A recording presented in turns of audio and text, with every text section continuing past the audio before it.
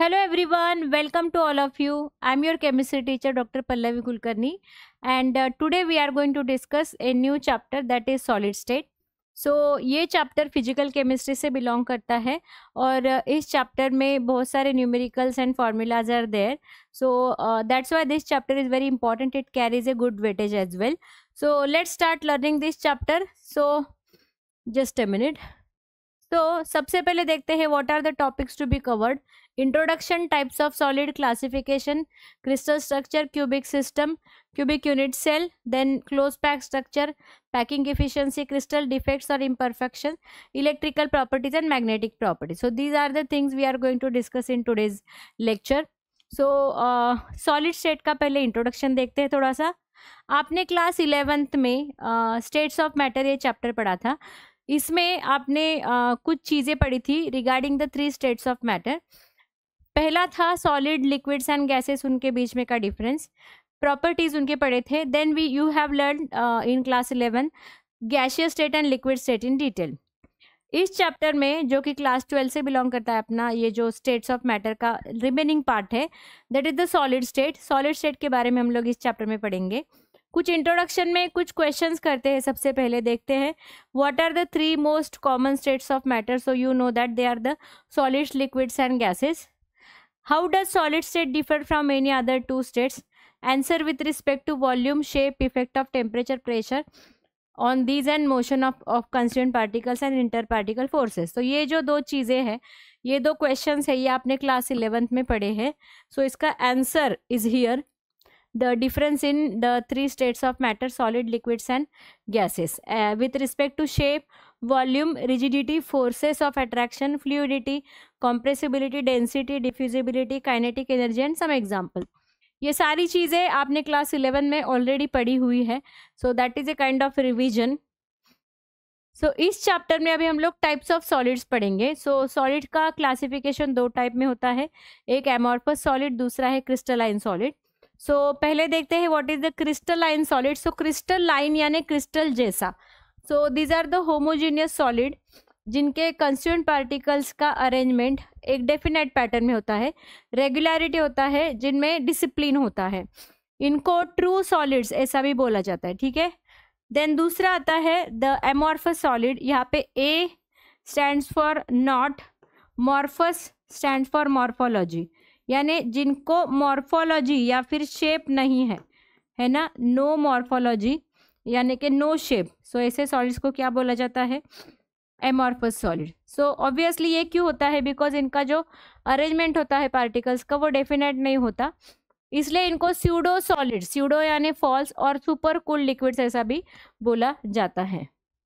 इसके बाद आता है distinction between crystalline and amorphous solid. तो यहाँ पे कुछ पॉइंट्स है जो आपको याद रखने हैं फॉर द डिफरेंसेस. पहला है रिलेटेड टू द शेप या फिर characteristic shape and due to the order और regular arrangement of particles for long range. और एमॉर्फस में रेगुलर शेप नहीं होता, इरेगुलर शेप होता है बिकॉज ऑफ इनडेफिनाइट और not a disciplined order. They are true solids, they are pseudo solids और super cool liquids. उसके बाद दे आर एनिसोट्रॉपिक यानी कि जिनके properties are different in different directions, whereas amorphous solids are isotropic. Iso यानी कि same properties, same physical properties in all direction. Then heat of fusion is definite and depends on the arrangement of particles, whereas इनका heat of fusion definite नहीं होता क्योंकि particles का arrangement अलग अलग है. Examples are calcium, arsenic, ionic solids like sodium fluoride, sodium chloride, NaNO3, etc., sodium nitrate. Amorphous के examples glass, rubber, plastic, tar, butter, etc. So this is the differences or distinction between crystalline and amorphous solid. अभी इस chapter में हम लोग crystalline solid के बारे में आगे पढ़ेंगे henceforth. So next part is the classification of the crystalline solid. It is done in 4 main types: molecular, metallic, covalent and आयनिक. ये क्लासिफिकेशन किसके बेसिस पे होता है? ये होता है कंस्टिट्यूएंट पार्टिकल्स के बारे में. ठीक है. इन सभी सॉलिड्स का कंस्टिट्यूएंट पार्टिकल्स अलग अलग होता है. ठीक है. On the base of that these solids are classified in 4 different types. तो देखते हैं कुछ points which are distinct in the all this 4 types one by one. So पहला है constituent particle obviously. So constituent particles in the molecular solids are molecules, है ना, name itself indicates molecular solids. The molecules are constituent particles. Molecules दो तरह के होते हैं, polar and non polar. Polar molecules में पोलर कोवेलेंट बॉन्ड्स होते हैं, नॉन पोलर्स में नॉन पोलर. आयनिक सॉलिड्स में obviously ions, positive and negative ions यानी कि cations and anions. Metallic solids में metal ions, the metals are present. So metals का जो मेटालिक सॉलिड जो होते हैं इनमें मेटल आयंस होते हैं एंड द इलेक्ट्रॉन्स होते हैं जो कि मेटल्स ने ही डोनेट किए होते हैं. कोवेलेंट सॉलिड्स में कोवेलेंट बॉन्ड किस में होता है, एटम्स के बीच में. तो what is the constituent particles, atoms. उसके बाद आता है बॉन्डिंग फोर्सेस. सो मॉलिक्यूलर फोर्सेस, मॉलिक्यूल के बीच में जो फोर्सेस होते हैं उनको हम लोग इंटरमॉलिक्यूलर फोर्सेस ऑफ अट्रैक्शन बोलते हैं, जो हमने स्टेट्स ऑफ मैटर क्लास 11 में पढ़े थे.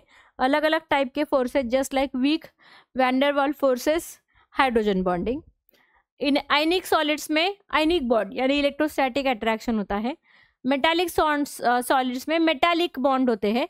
मेटालिक बॉन्ड्स यानी कि attraction between the cations and the electron donated by the metal, उनको हम लोग सी ऑफ इलेक्ट्रॉन और पूल ऑफ इलेक्ट्रॉन बोलते हैं. कोवेलेंट में कोवेलेंट बॉन्ड आता है, स्ट्रॉन्ग कोवेलेंट बॉन्ड्स. अभी इन बॉन्डिंग के और कांस्टेंट पार्टिकल की वजह से कुछ प्रॉपर्टीज अलग अलग इनके हैं, जैसे कि हार्डनेस. मॉलिक्यूलर सॉलिड्स में वीक फोर्सेस होते हैं इसलिए they are very soft. Ionic solids are hard. Metallic solids hard भी हो सकते हैं या फिर सॉफ्ट भी.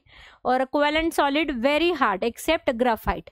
ग्राफाइट जो है, जो कि एक कार्बन का एलोट्रोपिक फॉर्म है, एलोट्रोप है, जिनमें the bonds are not so strong, therefore graphite brittle होता है. ठीक है. Then comes the brittleness, low for molecular solids. Ionic solids are brittle and metallic solids are very low and covalent solids are medium. Melting point low for molecular, जो hard होते हैं ज़्यादा उनका melting point ज़्यादा. ठीक है. So low for molecular, high for ionic, moderate to high for metallic and very high for covalent. उसके बाद आता है इलेक्ट्रिकल कंडक्टिविटी. तो molecular solids obviously they are bad conductors और insulators. Ionic solids are bad conductors in the solid state but they are conducting in the molten और solution का state. ये हमने पार्ट पढ़ा था सोल्यूशंस में ऑलरेडी कि जब भी आयनिक सॉलिड का आप सॉल्यूशन बनाते हैं, है ना, salt solution conduct the electricity. So solution दो तरीके से आप बना सकते हैं. एक तो आप सॉल्ट को मेल्ट कर सकते हैं या फिर आप उसको पानी में मिला सकते हैं, है ना. Metallic solids are, metals are good conductors we know. Covalent solids are bad conductors, exception है graphite. Graphite is a good conductor, that's why it is used in the form of a carbon rod as the electrode in so many batteries. उसके बाद आता है solubility. Some are soluble, some are insoluble in both polar as well as non polar solvents. तो molecular solids के बारे में एक principal हम लोग को याद रखना है, लाइक डिजॉल्व्स लाइक. तो अगर आपका मोलिकुलर सॉलिड पोलर होगा तो वो पोलर सॉल्वेंट्स में डिजॉल्व होगा and non molecular will be dissolved in the non polar solvents. It depends on the nature. Ionic solids are soluble in polar and insoluble in non polar solvents. Polar solvent का popular example is water, जैसे कि ionic solid NaCl is very soluble in water, we know that. Metallic solids are insoluble in polar as well as non polar solvents. Covalent solids insoluble in polar and usually soluble in non-polar solvents. Then उसके बाद some examples are here. So examples are CH4, H2, CO2, H2O, sugar, etc. So this is CH4. Then examples of ionic are NaCl, ZnS, KNO3, potassium nitrate. ZnS is zinc sulfide, calcium oxide, BaCl2, barium chloride. All metals and alloys are metallic solids. Diamond, graphite, fullerene. These are the examples for the covalent solids. After the difference अभी हम लोग crystal के structure के बारे में पढ़ेंगे. तो crystalline solids में क्रिस्टल स्ट्रक्चर होता है, तो वो क्रिस्टल स्ट्रक्चर कैसे बनता है उसके बारे में थोड़ा सा पढ़ेंगे. उसके लिए हम लोग कभी लैटाइस एंड बेसिस, ये दो कॉन्सेप्ट नए पढ़ने हैं. सो लैटाइस का मतलब होता है it's a geometrical arrangements of points in the 3 dimension, है ना. 3 डायमेंशन यानी 3D यानी स्पेस में अरेंजमेंट होता है कंस्टिट्यूएंट पार्टिकल्स का. जैसे कि आप कभी भी किसी बिल्डिंग के बारे में या फिर हम लोग एक बिल्डिंग का एग्जाम्पल हमेशा लेते हैं to understand this crystal structure. एक बिल्डिंग जब भी बनता है तो वो बिल्डिंग बनाने के लिए we know that the smallest repeating units is the you can say the bricks are the smallest repeating units, बराबर है ना। सो जैसे ही हम लोग क्रिस्टल की बात करते हैं, क्रिस्टल में जो smallest fundamental repeating structural unit होता है उसको यूनिट सेल बोला जाता है, ठीक है। अभी ये जो यूनिट सेल होता है इसका जो शेप होता है वो शेप डिसाइड करता है कि आपके क्रिस्टल का फाइनली शेप कैसा होगा, ठीक है। जैसे कि ब्रिक का शेप डिसाइड करता है कि बिल्डिंग कैसा बनेगा, है ना। सो लाइकवाइज ये जो यूनिट सेल है, this is the unit cell, you can see. ये जो यूनिट सेल है ये क्यूब जैसा दिखाया है। तो हमेशा मैं यूनिट सेल के लिए अपने रूम का, है ना, हम जिस घर में रहते हैं इसके एक कमरे का एग्जाम्पल मैं आपको देती हूँ, राइट, जो कि एक क्यूब शेप में होता है, क्यूबिकल होता है। तो जैसे क्यूब हमारा जो रूम होता है वैसे ही ये क्यूब होता है जिसको हम लोग यूनिट सेल बोलेंगे। तो ये यूनिट सेल अगर 3 डायमेंशन में आप उसको ग्रो करेंगे ऑल द डायरेक्शंस में तो आपको एक क्रिस्टल मिलेगा, है ना। सो देखिए यहाँ पे एक्सटेंशन दिखाया गया है इन द 3 डायमेंशन। ऑब्वियसली यहाँ पे मेरे को बोर्ड का लिमिटेशन है ना। बोर्ड छोटा है तो ऑब्वियसली जितना बोर्ड है उतना ही मैं आपको एक्सटेंशन दिखा पाऊंगी, लेकिन इसका मतलब ऐसा नहीं है कि इतने ही यूनिट सेल आएंगे। Unit cells n number of, infinite number, क्योंकि हमको पता है एटम, एक मोल ऑफ एटम, एक मोल ऑफ सब्सटेंस में एवोगैड्रोस नंबर इतने एटम्स रहते हैं। एवोगैड्रोस नंबर कितना बड़ा रहता है आपको पता है, 6.022 into 10 power 23। So you can imagine कि कितने यूनिट सेल्स होंगे। यहाँ पे साइज का लिमिटेशन है, दैट्स वाई ओनली दिस। बहुत बार बच्चे ऐसा पूछते हैं, मैम ये इतने डायग्राम में इतने, वो काउंट करते हैं इतने यूनिट सेल है, सो ऐसा होता है क्या? नहीं, just due to the limitation of the space here. और आपके बुक में भी वैसा ही होगा कि स्पेस का लिमिटेशन है, दैट्स वाई उतना ही दिखाया गया है ना। बट उसका मतलब ये नहीं दैट इज इनफाइनाइट, ओके। तो ये जो लैटाइस पॉइंट्स होते हैं इन द 3 डायमेंशन उनको स्पेस लैटाइस ऐसा भी बोला जाता है। अभी हम लोग टाइप्स ऑफ यूनिट सेल्स देखेंगे। यूनिट सेल के मेन 2 टाइप्स होते हैं। एक है प्रिमिटिव जिसको सिंपल यूनिट सेल बोला जाता है, ये वाला, और दूसरा होता है सेंटर्ड यूनिट सेल, ठीक है। दूसरा होता है centred unit cell. Centred unit cell के अलग अलग 3 टाइप है, body centred, face centre and base centred. इन सभी के मतलब हम लोग जानेंगे डिटेल में नेक्स्ट पेज पे। तो एक scientist, he is not a scientist actually, he is a mathematician, French mathematician, Bravais, ठीक है। इसने क्या किया, यूनिट सेल के अलग अलग पैरामीटर्स उसने बदल के, प्रोबेबिलिटी चेंज करके उसने अलग अलग स्ट्रक्चर्स या फिर अलग अलग यूनिट सेल्स के पॉसिबल स्ट्रक्चर डिराइव किए, है ना। और उसको, उन सारे स्ट्रक्चर को उसने अपना खुद का नाम दिया, ब्रेवाइस लैटाइसेस। तो there are total 14 lattices corresponding to 7 crystal system, ठीक है। तो ये 2 नंबर आपको याद रखने हैं। How many lattices are there? Lattices are 14 and how many crystal systems are there? They are 7 crystal system. ये क्वेश्चन पूछा गया था सीईटी में, how many lattices and how many crystal systems are there. हमेशा याद रखना ब्रेवाइस लैटाइसेस कितने होते हैं, 14, and how many crystal systems are 7। तो अभी हम लोग ये कॉम्बिनेशन देखेंगे। These are the combinations for अलग अलग यूनिट सेल्स। तो इस टेबल को जानने से पहले मैं आपको थोड़ा सा एक और चीज बता दूं, that is the unit cell का पैरामीटर्स और पैरामीटर्स ऑफ यूनिट सेल, ठीक है। इसके लिए मैं यहाँ पे एक डायग्राम यूज करूंगी फॉर यूनिट सेल पैरामीटर्स। तो जैसे कि मैंने आपको बोला यूनिट सेल का शेप कैसे होता है, एक मिनट, यस, यूनिट सेल का शेप कैसे होता है, एक क्यूब की तरह। जैसे कि आप अपने रूम जहाँ पे आप पढ़ाई करते हैं उस रूम को इमेजिन करो, that is nothing but the unit cell, जिसका शेप एक क्यूब की तरह होता है, ठीक है, ओके। या फिर you can also imagine the Rubik cube, जो आप लोग सॉल्व करते हैं ना, रूबिक क्यूब, वो भी क्यूब है ना, that also you can imagine, but I prefer imagining room is more easier, okay. So देखिए हर एक रूम के कौन कौन से पैरामीटर्स होते हैं वो थोड़ा सा देखते हैं। सो सबसे पहले देखेंगे द एज लेंथ, ठीक है, सबसे पहले देखेंगे the edge length. So edge length के लिए देखिए, आप रूम का, आपके कमरे का कोई भी एक कॉर्नर पकड़ लो, ठीक है। मैंने ये कॉर्नर पकड़ा लेट से, तो इस कॉर्नर को पकड़ के मैं अभी आपको एज लेंथ बताऊंगी, ठीक है। I will show you the edge length, ठीक है। सो देखिए, इस कॉर्नर को पकड़ के जो 3 लाइंस जा रही है, ठीक है, जो तीन ऐसे लाइंस जा रही है like this, so these are nothing but the edge length. Okay, ये क्या है? एज लेंथ, जिनके लिए symbols are A, B and C, है ना। What are the symbols given? A, B, C. अभी उसी कॉर्नर को पकड़ के, है ना, उसी कॉर्नर को पकड़ के मैं अभी एंगल्स मेंशन करूंगी, है ना। उसी कॉर्नर को पकड़ के हम लोग अभी एंगल्स देखेंगे। देखिए, ये दो कॉर्नर के बीच में का एंगल इज अ अल्फा, यहाँ पे angle is a beta, then this angle is a gamma, ठीक है। So this alpha, beta and gamma, what are this are the angles, ठीक है। सो इसीलिए किसी भी यूनिट सेल के हमेशा याद रखना 6 पैरामीटर्स होते हैं, ए, बी, सी, अल्फा, बीटा, गैमा। ए, बी, सी क्या है? एज लेंथ, है ना, या फिर साइड्स, है ना, साइड्स है या फिर एज लेंथ। और अल्फा, बीटा, गैमा क्या है? These are the angles. Okay, अभी ब्रेवाइस ने क्या किया? ब्रेवाइस नाम का जो मैथमेटिशियन है, उसने क्या किया?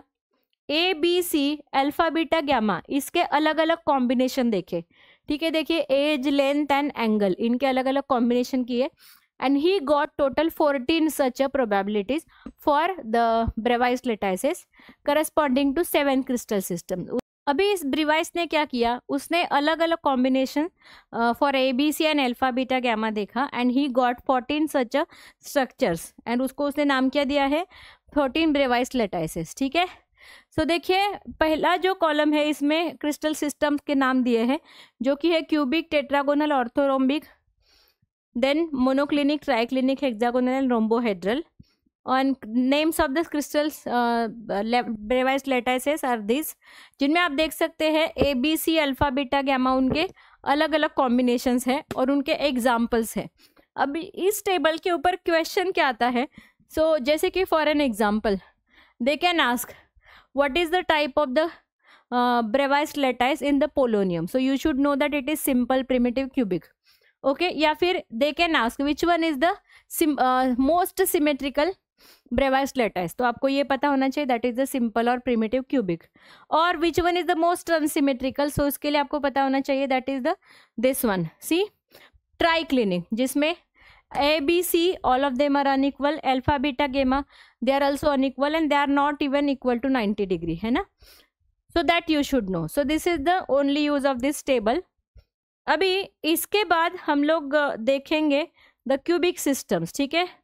तो क्यूबिक सिस्टम की, जैसे मैंने आपको बताया, क्यूबिक सिस्टम के 4 टाइप होते हैं। 4 में पहला टाइप है सिंपल और जिसको प्रिमिटिव, सिंपल और यहाँ पे जैसे मैंने लिखा है सी लाइक दिस, ये 4 टाइप अभी हम लोग डिस्कस करेंगे, 1, 2, 3 एंड 4।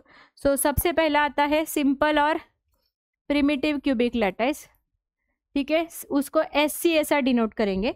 अभी इसका मतलब क्या है? देखिए, आपको cubic, all of these are the cubic unit cell, तो क्यूब आपको ध्यान में रखना है, यानी कि जहाँ पे आप रह रहे, आपके घर में जिस कमरे में आप पढ़ाई कर रहे वो कमरा, ठीक है। तो देखिए, यहाँ पे सिंपल और क्यूबिक का मतलब क्या होता है? कंस्टिट्यूएंट पार्टिकल्स या फिर जिसको मैं एटम्स बोलूंगी, atoms are present only at corner, ठीक है। Atoms are present only at corners, okay, corners of unit cell, ठीक है। यूनिट सेल के सिर्फ कॉर्नर के ऊपर क्या होंगे? एटम होंगे। तो ऐसे कितने कॉर्नर्स रहते हैं? We know that there are total 8 corners in unit cell, okay. How many corners are there? Total 8 corners. So ऐसे यूनिट सेल को बोला जाएगा सिंपल। उसके बाद body centred, so body centred का मतलब क्या है? देखिए, so atoms are present at corner as well as at body centre, ठीक है।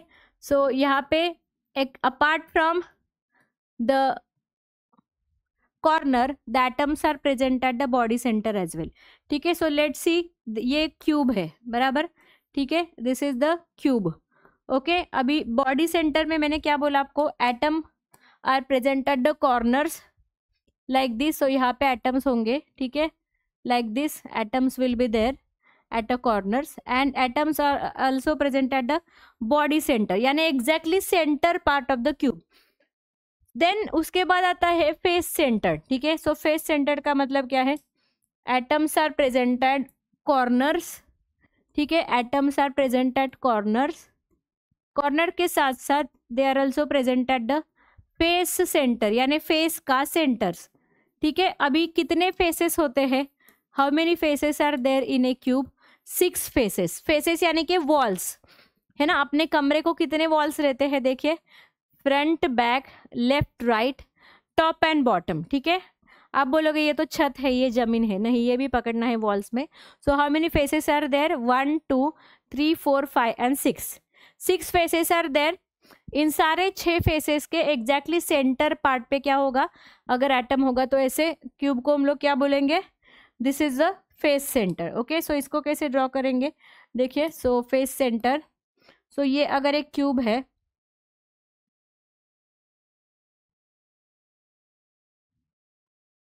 दिस इज द क्यूब, इसके कॉर्नर्स पे एटम है, along with that atoms are also present at the centers of the faces, ठीक है. So 8 corners and centres of the faces, यानी ये आगे वाला फेस सेंटर, पीछे, left, right, front and top, right. So this is how there are total 6 atoms present at the face centres. Okay, so ये हो गया फेस सेंटर. देन उसके बाद एक और आता है एज सेंटर, वो बाद में करेंगे, ठीक है. अभी मैंने आपको ये वाला डायग्राम ड्रॉ करके दिखा, देखिए, क्यूब एटम्स के simple cubic, body centre cubic and face centre cubics, SC, BCC and FCC. अभी ये जो मॉडल्स थे, ये जो डायग्राम था, that was the open structure, ठीक है, that was the open structure. अभी ओपन स्ट्रक्चर को अगर आप थोड़ा सा ऑब्जर्व कर लो, तो इसको ऑब्जर्व करने के बाद ऐसा लगता है कि ये सारे एटम्स एक दूसरे बहुत दूर है ना. देखिए, जैसे लगता है ये कॉर्नर के एटम एक दूसरे से बहुत दूर है, लेकिन this is the open structure, जो सिंप्लीफिकेशन के लिए ऐसा ड्रॉ किया जाता है. एक्चुअल में एटम कैसे अरेंजमेंट होता है, ये देखने के लिए हम लोग स्पेस फिलिंग मॉडल, जो कि सबसे टॉप में आपको दिखाई दे रहा है ना, ये वाला स्पेस फिलिंग मॉडल, आप ये मॉडल देख लो, स्पेस फिलिंग मॉडल. इसको देखने के बाद आपको एक्चुअल पता चलेगा कि कैसे होता है. देखिए, हर एक एटम कॉर्नर का सिंपल क्यूबिक में एक दूसरे को टच किया गया है ना, लाइक दिस, ठीक है. सो देखिए, उनके बीच में बिल्कुल भी डिस्टेंस नहीं है, जो कि ओपन स्ट्रक्चर में दिखाई दे रहा है. Same for the BCC, atoms are like this and FCC. अभी ये तो हो गया सिंपल क्यूबिक या BCC या फिर FCC का स्पेस फिलिंग. लेकिन इसके बाद एक और पार्ट आता है, that is the actual contribution of atoms, ठीक है. अभी actual contribution of atoms का मतलब क्या, मैं आपको समझाती हूँ. उसके लिए हम लोग ये डायग्राम देखेंगे, ठीक है. सबसे पहले देखेंगे सिंपल क्यूबिक का. अभी सिंपल क्यूबिक के बारे में मैंने आपको डेफिनेशन क्या बताया, atoms are present only at corners. तो टोटल कितने कॉर्नर्स है एक क्यूब के लिए, टोटल 8 कॉर्नर्स है. 8 ही कॉर्नर के ऊपर एटम्स रहेंगे, 8 एटम्स. तो ये डायग्राम, सिर्फ ये पहला वाला यूनिट सेल देखने के बाद ऐसा लगता है कि ये सारे एटम सिर्फ एक ही यूनिट सेल का पार्ट है, लेकिन वैसा नहीं होता.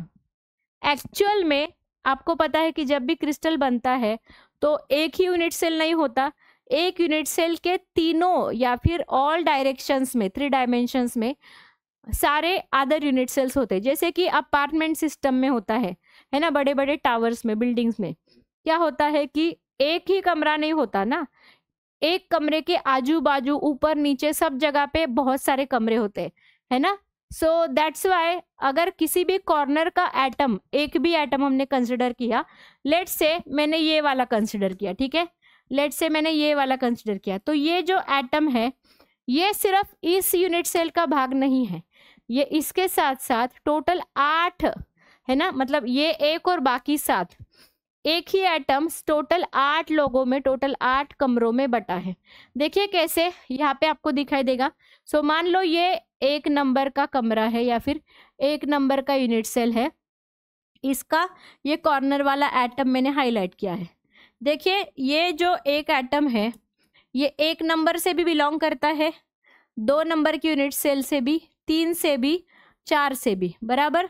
अब नीचे के फ्लोर पे जाएंगे बिल्डिंग के, रूम कमरा नंबर 5, 6, 7 और 8।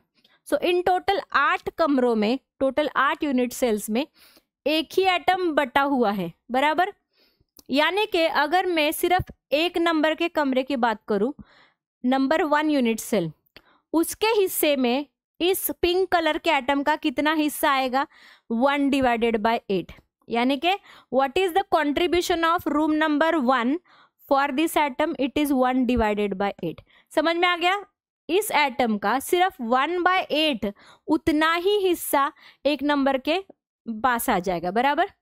तो इसीलिए अभी even though total 8 atoms are there, but still number of particles in cubic unit cell calculate करने के लिए अब आपको एक फॉर्मूला यूज करना पड़ेगा। देखिए वो formula is applicable to all the unit cell, not only the primitive.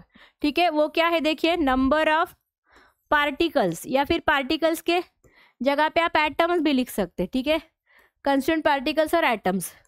Number of atoms per unit cell, देखिए इसका क्या है formula, number of atoms per unit cell is equal to contribution multiplied by total number of atoms at that place. ठीक है, उस place में कितने atoms है उनका टोटल। ठीक है, देखिए अभी ये कौन सा है, ये प्रिमिटिव है, यानी atoms are only present at the corner. ठीक है, सो कॉर्नर का कंट्रीब्यूशन कितना है, 1 divided by 8। And how many atoms at corner, corner में टोटल 8 एटम्स होते हैं। Therefore what is the number of atom per unit cell for BC simple cubic, 1 only. ठीक है, ये 1 आ गया। अभी देखिए दूसरा है फेस सेंटर के बारे में देखते हैं। तो फेस यानी कि वॉल है ना। तो देखिए आपके घर का कोई भी कमरा, उसका एक वॉल इमेजिन करो। उस वॉल पे, जैसे कि अगर आप अपार्टमेंट सिस्टम में देखो, आपका इंडिविजुअल घर है देन दैट्स फाइन, लेकिन अपार्टमेंट सिस्टम में आपको कॉमन वॉल पे कुछ भी करना है, कंस्ट्रक्शन करना है, कुछ ड्रिलिंग करना है या फिर कुछ भी रिस्ट्रक्चरिंग करना है, तो आपको आपके नेबर की परमिशन लेनी पड़ती है, because that wall is common in between you and your neighbour, है ना। दैट मीन्स अगर उस वॉल पे एक एटम है सेंटर पे, फेस के सेंटर पे, so that is shared in between 2 rooms, room number 1, room number 2, यानी unit cell number 1, unit cell number 2, है ना। सो फेस सेंटर का कॉन्ट्रीब्यूशन कितना आ गया, उसका कंट्रीब्यूशन आ गया 2। ठीक है, सो फेस सेंटर में एटम्स 2 जगह पे होते हैं, तो 2 जगह का कैलकुलेशन करेंगे। At corners what is the contribution, contribution multiplied by total atoms, contribution multiplied by total atom. Just give me 1 minute, I will drink some water.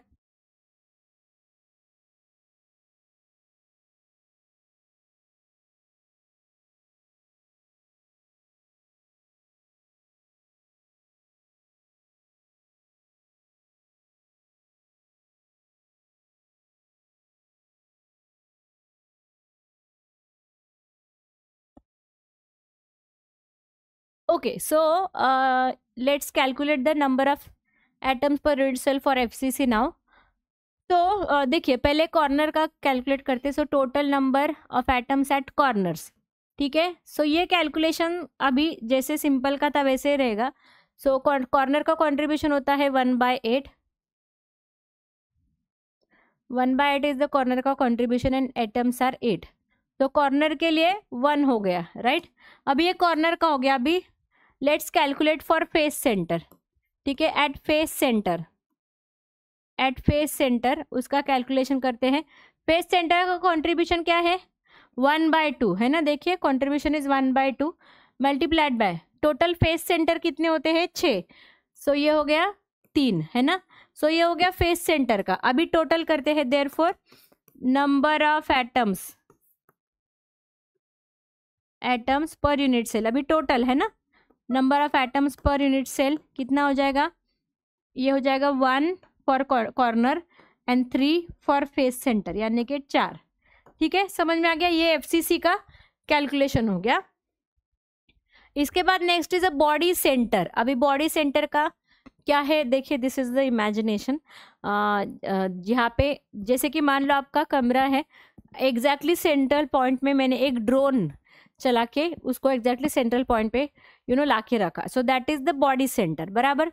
तो ऑब्वियसली ये जो बॉडी सेंटर है या फिर कोई भी एटम अगर वहाँ पे मौजूद है, that is only for my room, that will not be shared by any other room, because वो सिर्फ मेरे लिए है। सो ऑब्वियसली इसका कॉन्ट्रीब्यूशन क्या हो जाएगा बच्चों, कॉन्ट्रीब्यूशन विल बी 1 ओनली, है ना। और ऐसे कितने बॉडी सेंटर होते हैं, only 1 for 1 cube. So let's calculate for corner, contribution is 1/8, number of atoms at corner are 8। So ये हो गया कॉर्नर के लिए। Now let's calculate for body centre, है ना, at body centre. Body centre का कैलकुलेशन करते हैं, कॉन्ट्रीब्यूशन है 1 and number of atoms are also 1, तो ये हो गया 1। ठीक है, so therefore number of atoms अभी कितना हो जाएगा, नंबर ऑफ एटम्स और पार्टिकल्स पर यूनिट सेल, एक यूनिट सेल में कितने एटम्स है बीसीसी के, इट इज इक्वल टू 1 + 1 यानी कि 2, बराबर। 1 + 1 यानी कि 2। अभी इसके बाद एक और आता है, मैंने जैसे आपको बोला था एज सेंटर। एज यानी कि क्या है, सबसे पहले आपको बता दूं, आपके कमरे का कोई भी 2 कॉर्नर आपको पकड़ना है, 1 from top level, another from the same bottom level, right, है ना। जैसे कि this corner and this corner, you can select any 2 corner like this. इनको जो लाइन जोड़ेगी, है ना, जिसको हम लोग एज लेंथ भी बोलते हैं, एज लेंथ, है ना, that is the edge only. ठीक है, अगर ऐसे एज के सेंटर में अगर एटम होगा, that is the edge centre cubic unit cell. ऐसे कितने एजेस है देखिए, हम लोग कैलकुलेट करेंगे। सो पहले from this line, so 1 2 3 and 4, these are the 4। Then ऊपर के देखते हैं 1 2 3 एंड 4, टोटल अभी 4, 4 + 4 8 हो गया। अभी नीचे के 1 2 3 and 4, so total 12 edges are there, बराबर। How many edges are there, 12 edges. अब किसी भी एज की बात कर ले हम लोग, so let's say this is the edge, है ना। सो देखिए this edge is shared in between total 1 2 3 and 4, है ना। जैसे कि अगर एक एज की मैं बात करूं, वो कितने रूम्स में शेयर की जाएगी, your room, your neighbouring room, then उसके पीछे वाला एंड एग्जैक्टली पीछे वाला आपके, so that will be total 4 rooms, है ना। सो एक एज सेंटर वाला एटम टोटल 4 कमरों में डिवाइड किया गया है, कॉन्ट्रीब्यूशन हो गया 1/4। ठीक है, so let's calculate for edge centre. तो कॉर्नर में तो होगा ही हमेशा, so at corner contribution is 1/8, atoms are 8, so ये हो गया 1। देखिए ये कैलकुलेशन सबके लिए सेम है। देन उसके बाद at edge centre, edge centre का कैलकुलेशन देखते हैं। एज सेंटर का कॉन्ट्रीब्यूशन है 1/4 और टोटल एजेस आर 12, है ना। सो ये हो गया 3। देयरफॉर टोटल करेंगे अभी, therefore number of atoms per unit cell edge centre के लिए कितना आ जाएगा, टोटल कॉर्नर का 1 और एज का 3 यानी 4, है ना। कितना आ गया, 4 आ गया। सो दिस इज हाउ ये कैलकुलेशन हमने देखा। सो अभी मैं आपको एक सिंपल सा ये बता दूं, देखिए सिंपल क्यूबिक, उसके बाद बीसीसी, उसके बाद एफसीसी और एज सेंटर। ठीक है, ईसीसी में आप उसको लिखूंगी, वैसे ईसीसी कॉमन नहीं होता लेकिन जस्ट यहाँ पे लिखूंगी मैं। ठीक है, देखिए तो इसका नंबर याद रखने के लिए दिस इज 1 2 का 4, 1 2 का 4। ओके, ये किसके लिए है, trick for number of atoms per unit cell. इसके बाद नेक्स्ट जो आता है, ये पैरामीटर्स तो हमने पहले ही देखे हैं। अभी उन पैरामीटर्स को यूज करके हमने अभी डेंसिटी का फॉर्मूला डिराइव करना है। उसमें डेंसिटी के साथ साथ मोलार मास और एज लेंथ, ये भी चीज़ें मौजूद होंगी। ठीक है, सो लेट्स सी, अगर मोलार मास का सिंबल m है, डेंसिटी का रो है, this is rho not P. ये जो p जैसा सिंबल दिखता है, स्मॉल p जैसा, ये रो है ना। RHO ऐसा पढ़ोगे आप, ठीक है। सो ये रो है और edge length is a a. So इनका फॉर्मूला ऐसा होता है, density rho is equal to n into M divided by a cube into N A, ठीक है। सो यहाँ पे एन ए ऐसा होता है, ठीक है। सो रो क्या है, यहाँ पे डेंसिटी है, स्मॉल n, कभी कभी इसके लिए z ये भी सिंबल यूज किया जाता है, that is the number of atoms per unit cell, ठीक है। उसके बाद rho is a density that you know, ठीक है। उसके बाद capital M is a molar mass, ठीक है। Small a is a edge length, है ना, स्मॉल a एज लेंथ होता है। तो देयरफॉर a क्यूब क्या होता है, a क्यूब होता है वॉल्यूम ऑफ यूनिट सेल। ये क्यूब के वॉल्यूम का फॉर्मूला है, किसी भी क्यूब का वॉल्यूम होता है एज का क्यूब, है ना, वॉल्यूम ऑफ यूनिट सेल, ठीक है। अभी उसके बाद last is an, capital N subscript में कैपिटल A, इसका मतलब है एवोगैड्रोस नंबर। ये क्या है, एवोगैड्रोस नंबर है, और जिसका वैल्यू कितना होता है, हमने मोल कंसेप्ट में क्लास 11 में पढ़ा था, इसका वैल्यू होता है 6.022 इंटू 10 पावर 23, ठीक है। ये होता है आपके एवोगैड्रोस का नंबर। ये जो फॉर्मूला है ना बच्चों, ये बहुत ज़्यादा इंपॉर्टेंट है, इसके ऊपर बहुत सारे क्वेश्चंस आते हैं, ठीक है। ये formula is very important, okay. ये हो गया डेंसिटी का फॉर्मूला।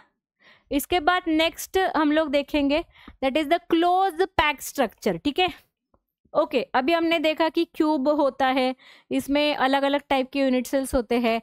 तो अभी ये इन यूनिट सेल्स में एटम्स यानी कंस्टिट्यूएंट पार्टिकल्स का पैकिंग कैसे होता है, ठीक है, जिसको हम लोग क्लोज पैक स्ट्रक्चर्स बोलते हैं।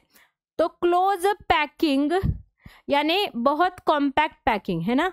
सो जितना आप कॉम्पैक्टली एटम्स को पैक करोगे उतना आपको जगह ज़्यादा मिलेगा, उतने ज़्यादा एटम्स उसमें मिल जाएंगे, है ना। सो इन क्लोज पैकिंग के 3 टाइप होते हैं या फिर 3 स्टेप्स होते हैं। पहला होता है क्लोज पैकिंग इन 1 डायमेंशन, उसके बाद आता है close packing in 2 dimension, then comes close packing in 3 dimension. ये क्या है मैं आपको डिटेल में अभी पढ़ाऊंगी। सबसे पहले आएगा close packing in 1 dimension, right. So देखिए, अगर ये एक एटम है या फिर कंस्टेंट पार्टिकल है, इसको एक ही डायरेक्शन में अलोंग 1 एक्सिस ओनली, एक ही एक्सिस के अलोंग अगर आप ग्रो करोगे, सो that is the 1D packing, है ना। जैसे कि ब्रिक्स को, है ना, बिल्डिंग बनाने के लिए पहले क्या किया जाता है, ब्रिक्स की लाइन बनाई, एक लाइन बनाई, बराबर, ये हो गया इन 1 डायरेक्शन 1D पैकिंग। अभी 1D पैकिंग ऑब्वियसली यहाँ पे मेरे पास जगह कम है ना, हमारे पास जगह का लिमिटेशन है, इसलिए हम लोग इनफाइनाइट नंबर ऑफ एटम नहीं ड्रॉ कर सकते। तो इसका मतलब ऐसा है क्या कि यहीं पे स्टॉप होगा, नहीं, ऑब्वियसली दोनों साइड पे n number of atoms will be attached. किसी भी एक एटम को मैं अगर सिलेक्ट करूं, मान लो इसको मैंने सिलेक्ट किया, ठीक है, तो देखिए इसको डायरेक्टली कितने other atoms are attached, 2 atoms are attached, ठीक है। यानी हाउ मेनी डायरेक्ट नेबर्स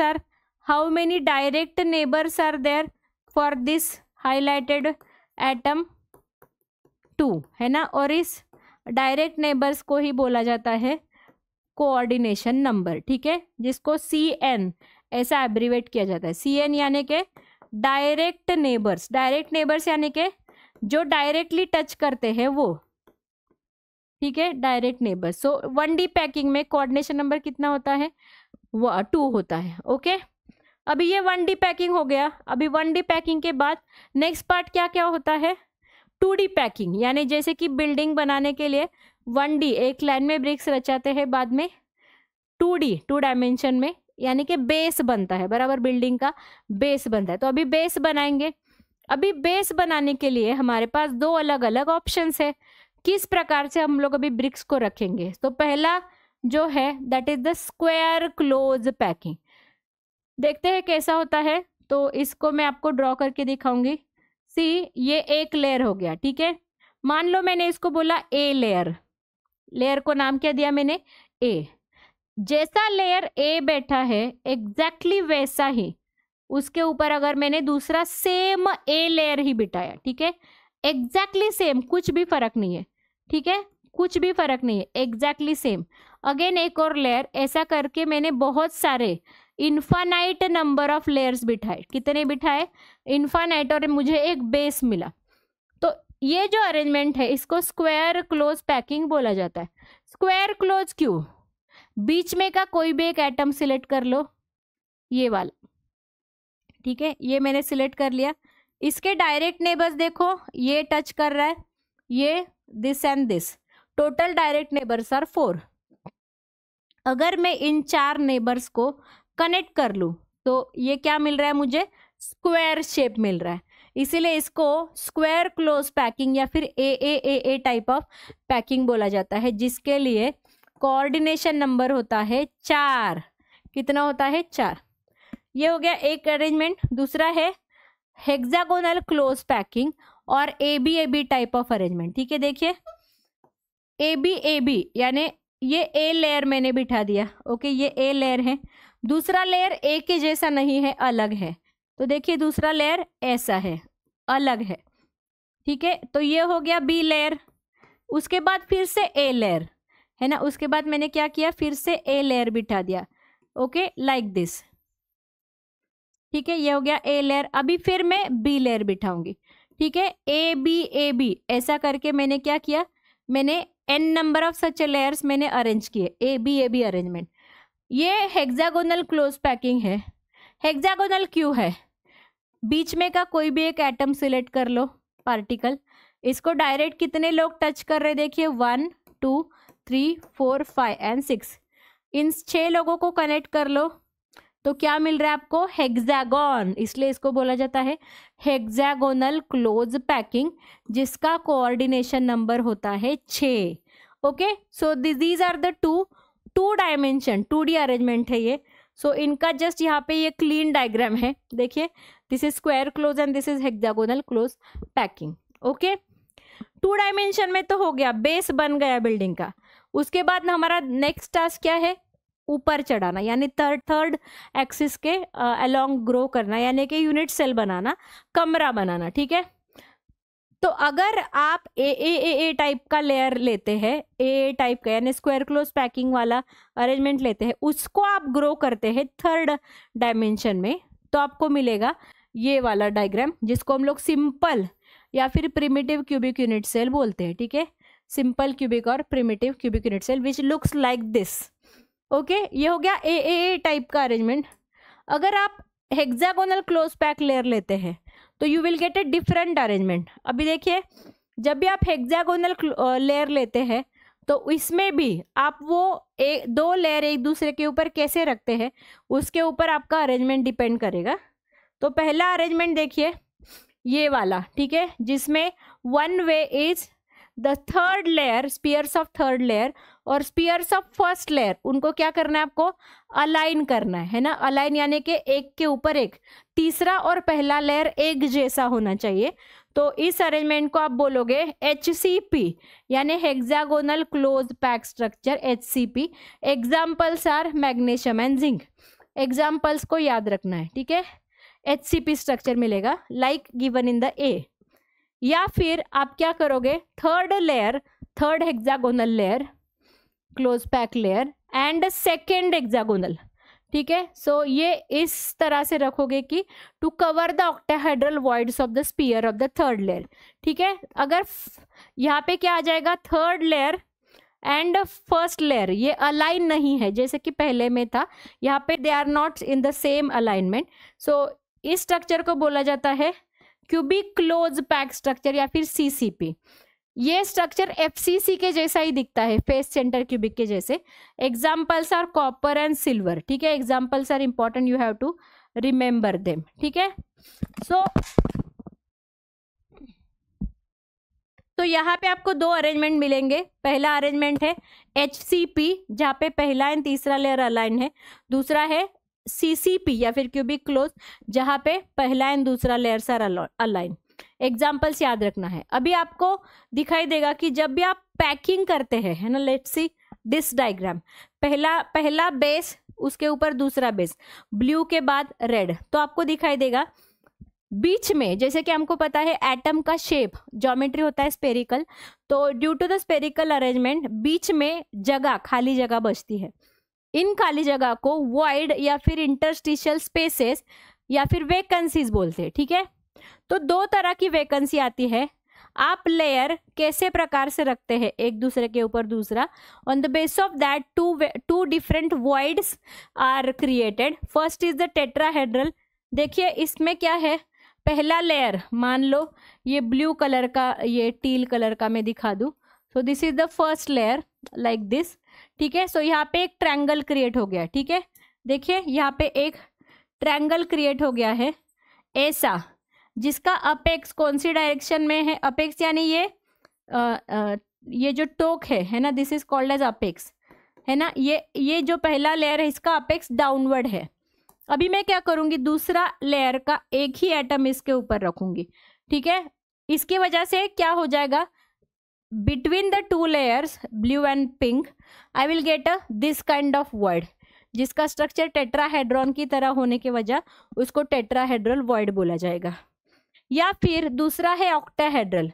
अभी देखिए उसमें क्या होगा, सो ये पहले 3 लेयर है ब्लू कलर में, लेट्स से लाइक दिस। सो देखिए ये जो ब्लू कलर के लेयर्स है इनका ट्रायंगल का अपेक्स नीचे है, राइट, लाइक दिस, जो मैंने ग्रीन कलर से दिखाया, देखिए लाइक दिस, अपेक्स डाउनवर्ड है ना। पहला जो लेयर है उसका ट्रायंगल का अपेक्स डाउनवर्ड है। अभी दूसरा लेयर पिंक कलर का मैं उसके ऊपर ऐसे रखूंगी, देखिए कुछ इस प्रकार, like this one is here, another is here and another is here, so that देखिए ये साइज एक जैसा होना चाहिए, जो आपको यहाँ पे अच्छे से क्लियरली दिखाई दे रहा है,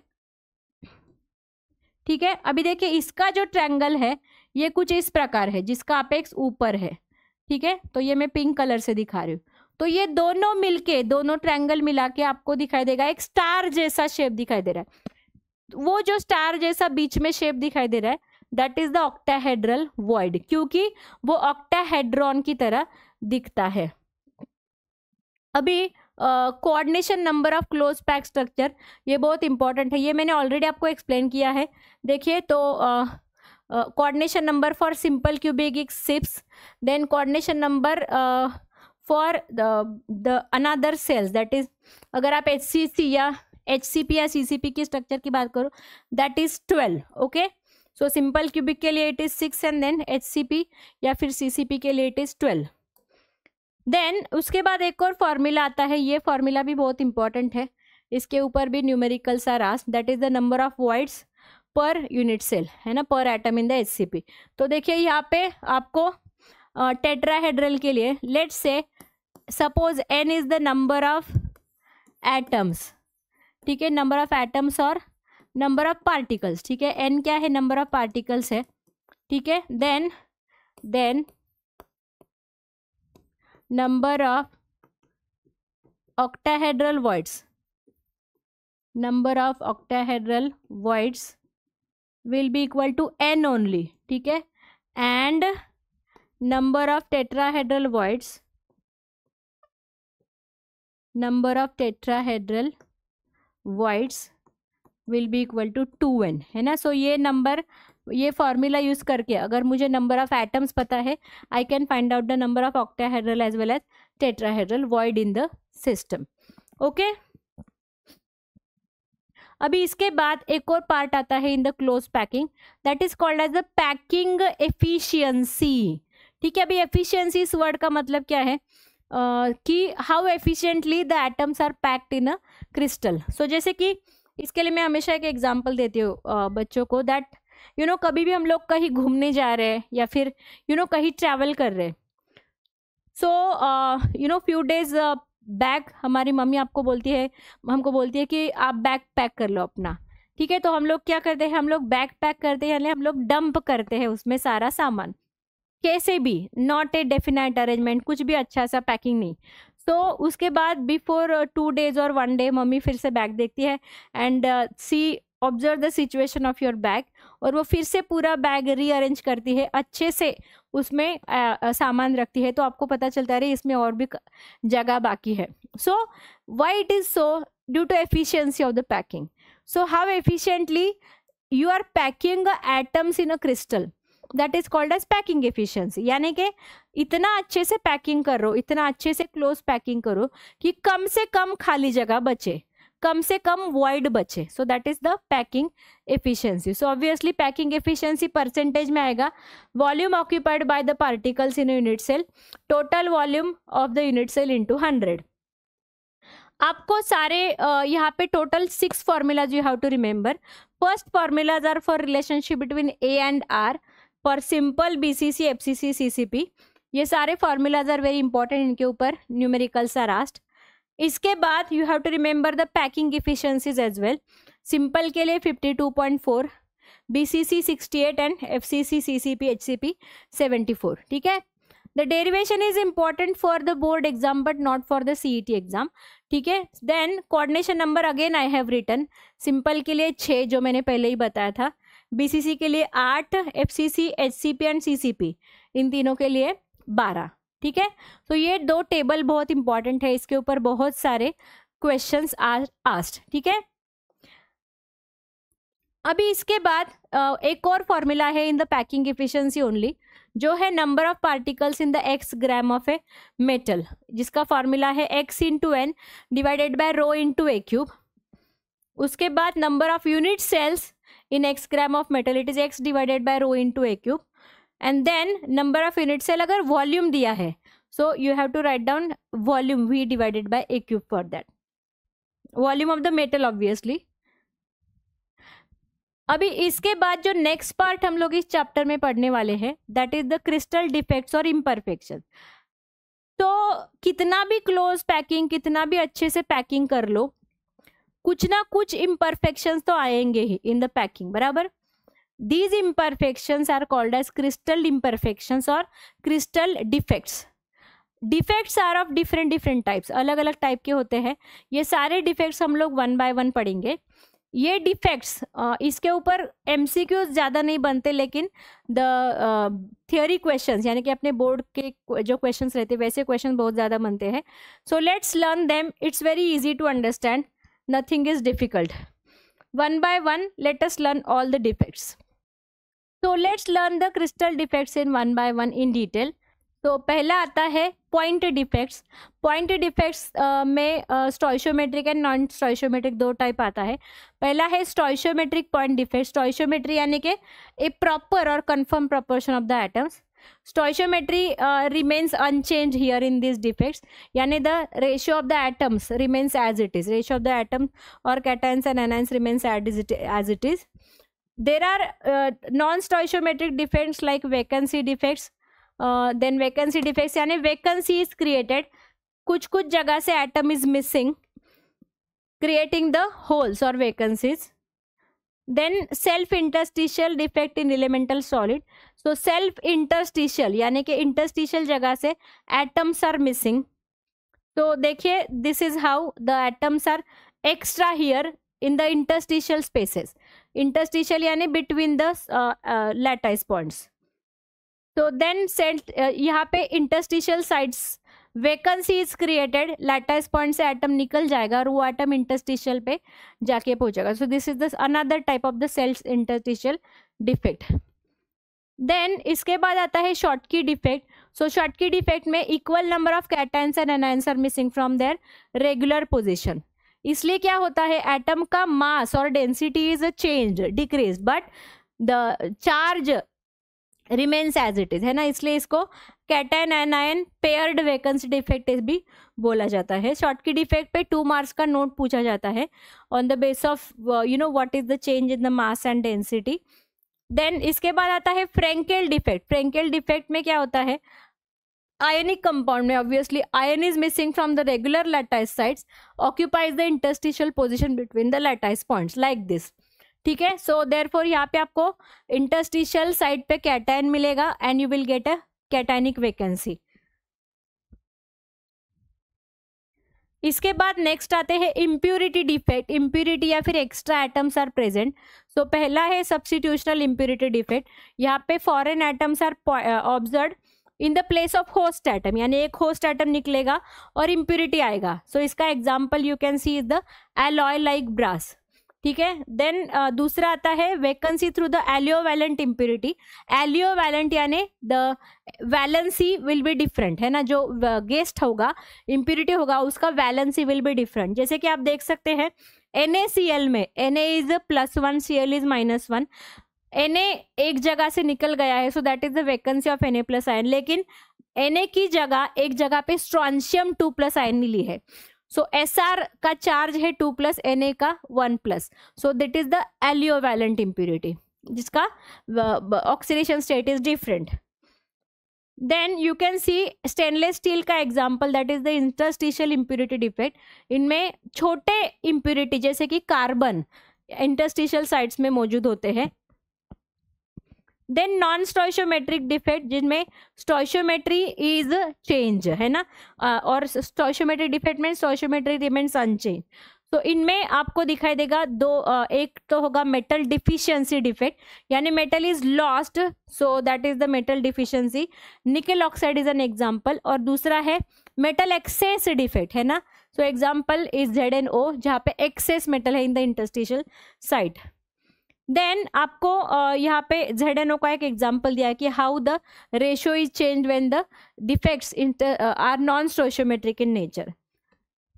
एक और आता है इसमें बाय द एनायन वैकेंसी, है ना, previous to where cation vacancy, या फिर इसको कलर और एफ सेंटर बोला जाता है, बिकॉज इनमें कलर चेंज होता है। जैसे कि NaCl का मुझे कलर पता है, that is purely white in nature, but अगर NaCl shows this anion vacancy, उसका सोडियम का जो एटम्स का डिपोजिशन होता है, दैट्स वाई उसका कलर स्लाइटली येलोइश होता है, ठीक है,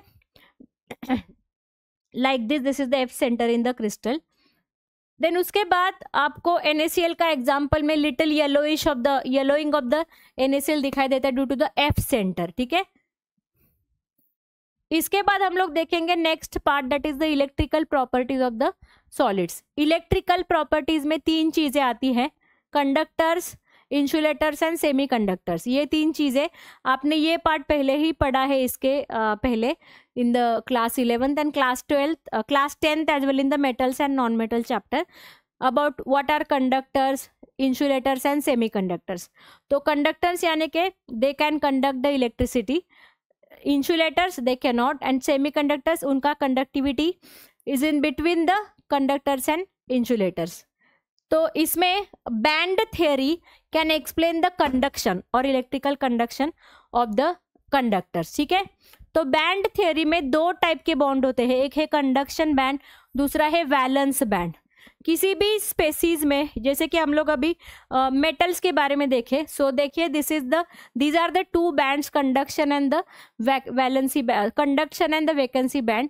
इन दोनों में ओवरलैपिंग अगर होगा, overlapping band, so that is a conductor. So this is the example of conductor. Metals are very good conductors of metals are good conductors of electricity due to this reason. Insulators में you can see conduction and valence band में बहुत ज्यादा gap होता है, so this gap is called as a forbidden zone which is a large energy gap. इस large energy gap की वजह से they are insulator, they can not conduct the electricity. Whereas semiconductors में energy gap तो होता है but that is small, है ना, उस स्मॉल एनर्जी गैप की वजह से their conductivity is in between metals and non metals और कंडक्टर्स एंड इंसुलेटर्स। तो अभी सेमीकंडक्टर्स में आपको अगर एग्जाम्पल देखने हैं तो जैसे कि metalloids, silicon, germanium are the semiconductors. Semiconductor अगर प्योर फॉर्म में है that is called as the intrinsic semiconductor, लेकिन अगर वो इम्प्योर फॉर्म में है यानी कि उसमें कुछ ना कुछ इम्प्योरिटी ऐड की है, that is the extrinsic semiconductor. Extrinsic semiconductor कैसे बनाए जाते हैं? By adding external impurity. इस प्रोसेस को डोपिंग ऐसा बोला जाता है, ठीक है। सो डोपिंग यानी कि इम्प्योरिटी आप कौन से ऐड करोगे उसके ऊपर। एक्सट्रिंसिक सेमीकंडक्टर के 2 टाइप होते हैं, पहला है एन टाइप सेमीकंडक्टर, ठीक है। एन टाइप सेमीकंडक्टर में impurities are from the group 15, 15 के एलिमेंट से होती है। एग्जाम्पल देखिए, phosphorus is the element from the group 15, so this is the n type semiconductor. Whereas p type semiconductors, ये जो होते हैं ये इम्प्यूरिटी होते हैं फ्रॉम द ग्रुप 13 एलिमेंट, जैसे कि यू कैन सी बोरॉन, है ना। So these are the two types of the semiconductors of the extrinsic, n type and p type. Then you can see the band gap for the extrinsic semiconductor due to doping. The band gap is very small, due to which conduction takes place. After electrical properties, let's discuss the magnetic properties. तीन चीजें याद रखनी है आपको यहाँ पे, diamagnetic, paramagnetic and ferromagnetic. सबसे पहले देखते हैं diamagnetic solids. So diamagnetic, di यानी कि paired. If all electrons are paired, ठीक है, then such a substances are diamagnetic. ये substance are weakly repelled by the magnetic fields, ठीक है. सो एग्जाम्पल्स आपको याद रखने हैं यहाँ पे. देन दूसरा है पैरामैग्नेटिक, पैरा यानी कि पेयर, नॉट पेयर्ड, ठीक है. सो इनमें अनपेड इलेक्ट्रॉन्स होते हैं, there are unpaired electrons in them, but इनके जो नाम अनपेड इलेक्ट्रॉन्स होते हैं they are few. So these are examples. उसके बाद ferromagnetic, they are having the large number of unpaired electrons, ठीक है. सो ये भी मैग्नेटिज्म दिखाते हैं, लेकिन इनका मैग्नेटिज्म पैरामैग्नेटिक के कंपेरेटिवली बहुत ज़्यादा होता है. So therefore they are very strongly attracted towards the magnetic field. Examples are metals like FeCONi, GD and chromium oxide. So this is about the magnetic properties of the solids. इसी के साथ साथ अपना जो सॉलिड स्टेट चैप्टर का theory part है that is over. So I hope आपको ये चैप्टर समझ में आया है. Each and every part, each and every concept मैंने कवर किया है फ्रॉम दिस चैप्टर. अगर कोई भी डाउट है you can ask any time in the chat. कुछ क्वेश्चंस करते हैं related to this solid state chapter. MCQs ही करेंगे, सिंपल एमसीक्यूज है. Few of them are from the past year question papers of MST CET. So let's see कुछ questions है. पहला क्वेश्चन है, identify the type of unit cell that has particles at the centers of each face in addition to particles at corner. Corner के साथ साथ अगर face centre पे atom है that is the face centred cubic unit cell, FCC. So option A is the correct answer. Next question, how many tetrahedral voids are present if 0.4 mole of a compound forms the HCP structure. तो HCP के लिए मैंने आपको formula बताया था. देखिए, आपको number of atoms find out करने हैं and then you can find out the number of tetrahedral voids. So if n is the number of atom, so number of tetrahedral voids कितने रहेंगे? Number of tetrahedral voids will be equal to n, है ना, n होंगे, right, है ना, will be equal to 2n, है ना. Tetrahedral voids will be equal to 2 into n. So n निकालना है यहाँ पे. देखिए, as 1 mole of any substance corresponds to Avogadro's number of atoms. वो कितने होते हैं? 6.022 into 10 power 23 atoms. Therefore 0.4 मोल, इसमें कितने एटम्स होंगे? 0.4 into Avogadro's number 6.022 into 10 power 23. तो ये हो गया अपना n, है ना. This is nothing but your n. अभी n का वैल्यू मिला है, I can find out 2n. Therefore 2n is equal to, यानी tetrahedral voids is 2 into 0.4 into 6.022 into 10 की पावर 23, है ना. So it will be equal to, so it is 0.8 into 6, so it will be 4.8. हाँ, 4.8 into 10 power 23 atoms. Okay,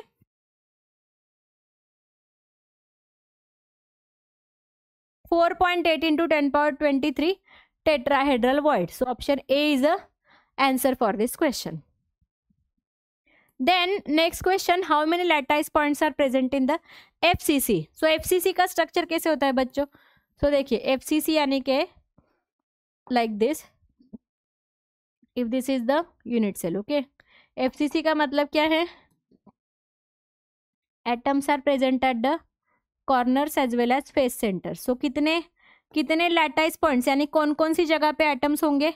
total 8 corners, है ना. 8 corners plus 6 face centres, है ना, 6 face centre. So total कितने लैटाइस points होंगे? 14 लैटाइस पॉइंट्स, है ना। 8 + 6 is 14, right. So therefore option C is answer for this question. Next question, what type of following solids are solid? The ice is, ice यानी जिसके constant particle क्या होते हैं ice में? पानी। H2O is a constant particle. H2O क्या है? एक मॉलिक्यूल है ना। H2O क्या है? मॉलिक्यूल है। तो अगर molecule is a constant particle, solid will be molecular solid. So option A is a correct answer. Next question, which from the following is not an example of amorphous? Amorphous नहीं है, crystalline है। So obviously diamond is an example, है ना। आपको पता है diamond का बहुत ही ब्यूटीफुल क्रिस्टलाइन स्ट्रक्चर होता है। Rubber, glass and plastic, they are the amorphous. Next question, the total number of Bravais lattices, 14 lattices are present, है ना।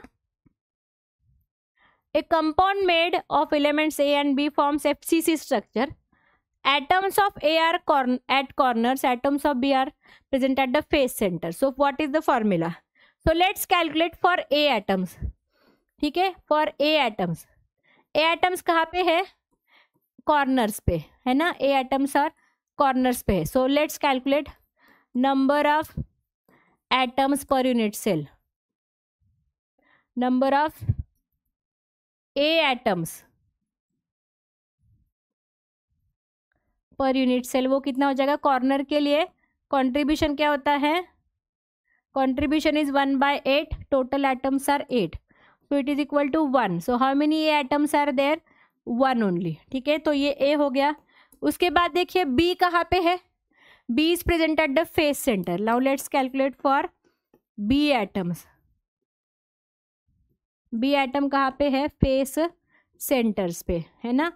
तो फेस सेंटर्स के लिए number of B atoms per unit cell कितने हो जाएंगे? फेस सेंटर का कंट्रीब्यूशन है 1/2 और फेसेस आर 6, सो कितने हो गए? बी एटम 3 बी एटम है, यानी हम लोग क्या लिखेंगे? B3, है ना। तो फॉर्मूला क्या हो गया बच्चों? AB3, है ना। AB3 यानी कि option C is the correct answer for this question. Let's see the next question, in the primitive unit cubic cell only dash of an atom और आयन और molecule belongs to the particular unit cell. Primitive यानी कि simple, simple में atoms are only present at corner. Contribution पूछा है, वो कितना होता है? 1/8। तो option C is the answer for this question. Identify the dimensions relation for the unit cell illustrated below. ये दिया है देखिए। सो ए बी सी के लिए डायमेंशन निकालने हैं। तो देखिए ए सबसे छोटा है, बी थोड़ा सा मोटा है, सी सबसे ज़्यादा है, यानी यहाँ पे ए बी और सी तीनों के तीनों अलग अलग है। A not equal to B, not equal to C. Option C is the correct answer for the question. A compound is formed by atoms, element A occupying corner, atom B at the centers of the unit cell, यानी कि body centre, ठीक है। सो देखिए जैसे हमने पिछला एक solve किया वैसा ही, number of A atoms, A atoms कहाँ पे है बच्चों? कॉर्नर पे। कंट्रीब्यूशन 1/8, टोटल एटम्स 8, सो ये हो गया 1, यानी ए कितने हैं? ओनली 1। अभी बी के लिए कैलकुलेट करते हैं। बी कहाँ पे है? बॉडी सेंटर पे। Number of B atoms per unit cell, contribution 1 और बॉडी सेंटर इज 1, तो इट इज 1 ओनली, सो ये हो गया B only. So what is the formula? A B, है ना। ए बी यानी कि option D is the correct answer for this question. How many parameters are used to characterize unit cell? There are 6 parameters.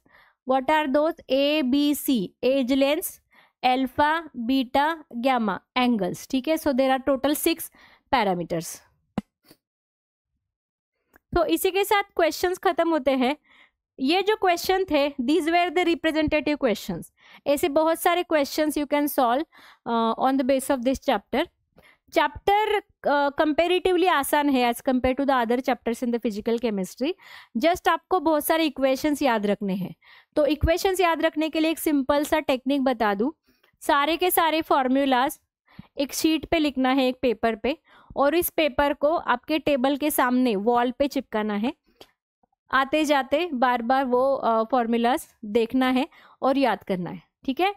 So because क्या होता है कि जब हम लोग चैप्टर पूरा पढ़ते हैं, पूरा पढ़ने के टाइम हमको लगता है ये फॉर्मूला तो बहुत आसान है, मुझे याद रहेगा. लेकिन एग्जाम के टाइम पे कौन से क्वेश्चन में कौन सा फॉर्मूला यूज करना है, क्या सॉल्व करना है, ये समझना बहुत डिफिकल्ट होता है. इसीलिए सारे formula on the tip of the tongue होना बहुत जरूरी है. ठीक है. सगळे फॉर्म्युला तोंडपाठ असलेच पाहिजेत. Practising of question is very important. कोणत्या क्वेश्चनला, जसं की फिजिकल केमिस्ट्रीचे क्वेश्चन मी नेहमी सांगते, सरळ मार्गे विचारले जात नाहीत, उलट्या मार्गे विचारतात. त्यामुळे सगळ्यात आधी आपल्याला क्वेश्चन समजून घ्यावा लागतो, नंतर त्याच्यामध्ये विचारलं काय ते समजून घ्यावं लागतं, मग कोणता फॉर्म्युला वापरला आणि त्याच्यानंतर त्याचं solution. So that's why physical केमिस्ट्रीचे क्वेश्चन सोडवताना थोडीशी डिफिकल्टी येते compare to the organic and inorganic. ठीक है. So that's all for today. I hope you understood all the concepts in this chapter. If you have any doubts, please feel free to post your doubts in the chat. Thank you so much. Bye bye and take care.